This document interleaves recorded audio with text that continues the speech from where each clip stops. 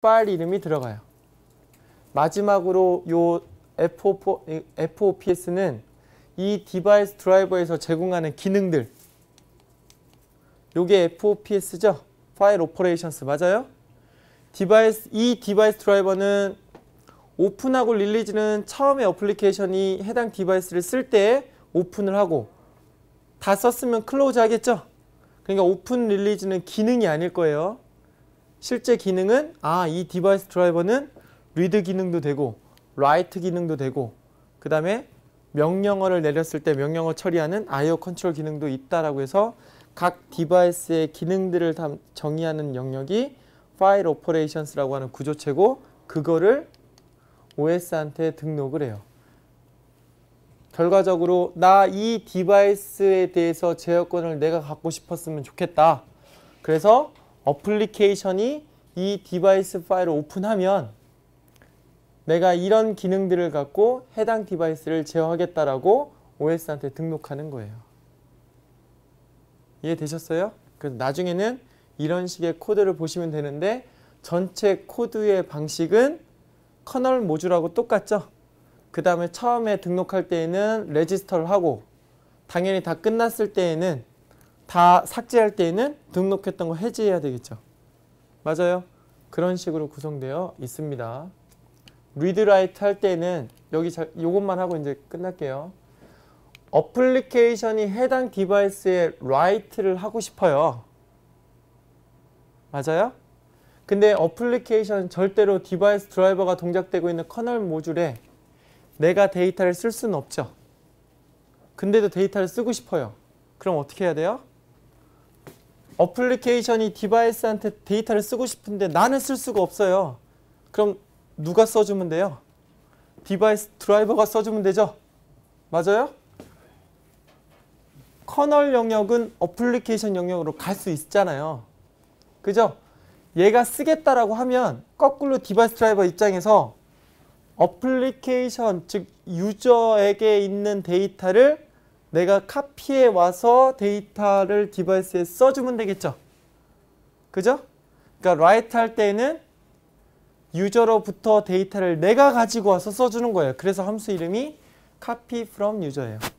맞아요? read는 어플리케이션이 디바이스한테 데이터를 읽고 싶은데 읽을 수가 없잖아요. 그죠? 그러니까 거꾸로 다시 디바이스 드라이버 입장에서 너 데이터 읽고 싶니? 알았어. 내가 디바이스에게 데이터를 가지고 와서 유저에게 복사해 주면 되는 거죠. 맞아요?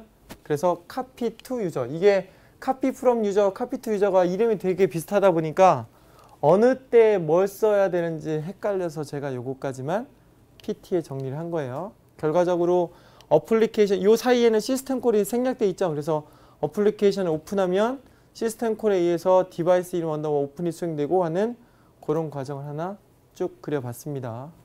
마지막으로 지금까지 제가 소스도 간단하게 보여드리긴 했지만 사실 여러분들이 많이 보셔야 되는데 보실 때 제일 중요한 건 기존에 있었던 소스들을 잘 찾는 게 제일 중요해요.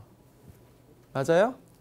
그래서 지금 제가 하고 있던 PT나 아니면 에디 같은 경우는 웬만한 예제 소스가 전부 다 embedded module.com이라고 하는 에디 전용 커뮤니티 사이트에 다 제공되고 있으니 뭐 이런 자료든 아니면 제가 예로 들은 자료든 웬만하면 다 있을 거예요. 그래서 에디 쓰실 때는 당연히 꼭 접속을 해 보셔야 되고요. 그 다음에 에디에는 없지만 내가 외부에서 어떤 인터넷으로 오픈된 소스를 찾고 싶다 할 때는 반드시 두 개의 사이트는 구분하셔야 됩니다. 요 두 개는 꼭 알고 있어야 돼요.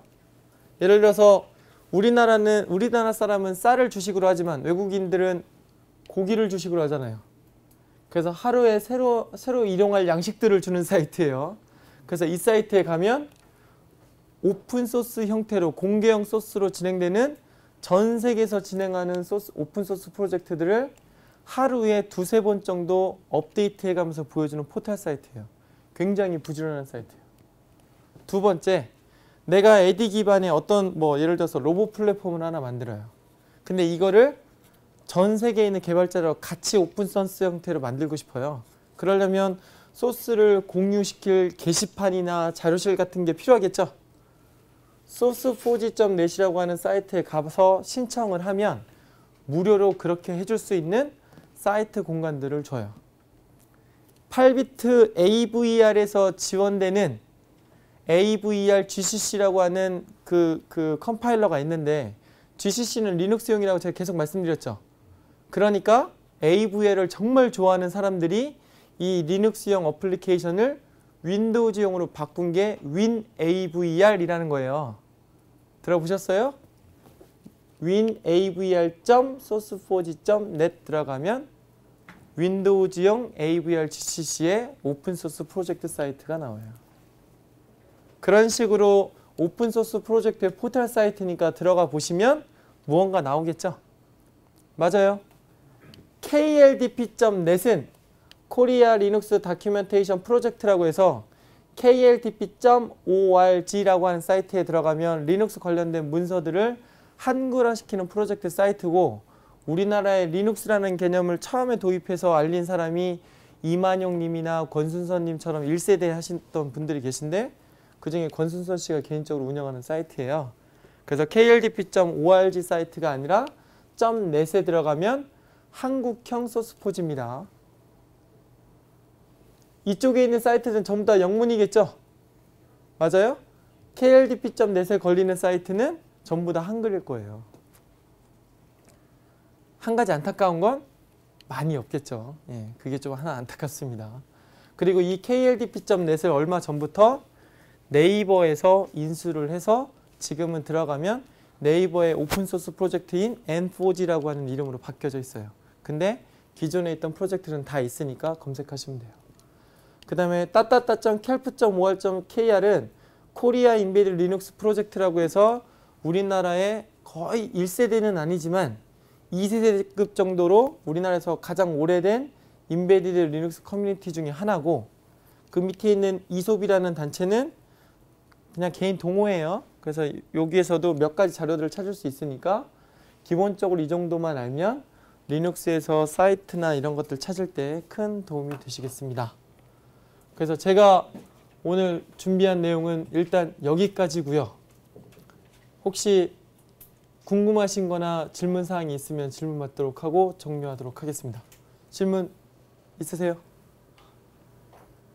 워낙 뛰어난 강의라 질문이 없다는 거죠? 그러면 그 장시간 동안 수고 많으셨고요. 앞으로 공부하시다가 혹시나 궁금한 게 있으면 제 이메일 주소로 문의 주시면 아는 한도 내에서는 성심성의껏 답변 드리겠습니다. 오늘 하루 수고 많으셨습니다.